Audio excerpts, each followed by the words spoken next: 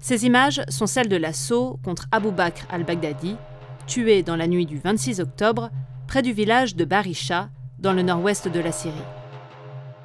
Elles ont été diffusées par le département de la Défense américain le 30 octobre.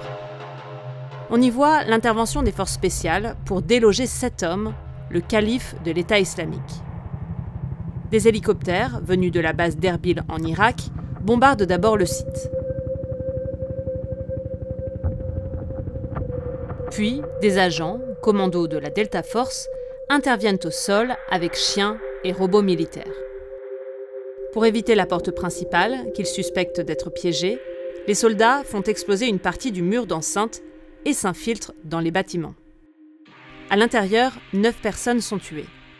Al-Baghdadi, lui, s'enfuit par un réseau de tunnels, accompagné de 2 de ses enfants. Pris au piège et poursuivi par les chiens des forces spéciales, il déclenche finalement une ceinture d'explosifs, provoquant sa mort et celle de ses enfants. Ce raid met fin à 9 ans de chasse à l'homme à travers l'Irak et la Syrie. Une traque qui, après plusieurs tentatives manquées, s'est resserrée à l'été 2019.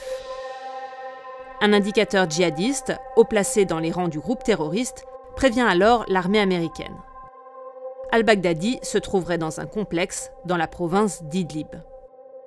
Aidés par les services de renseignement kurdes et irakiens, la CIA et l'armée américaine surveillent le lieu pendant plusieurs semaines pour confirmer la présence du chef de l'État islamique. Ce n'est que le 24 octobre qu'elle est confirmée.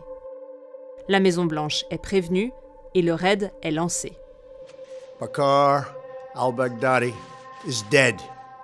L'indicateur présent lors du raid est exfiltré 2 jours plus tard avec sa famille et se serait vu promettre par les États-Unis une récompense de 25 millions de $.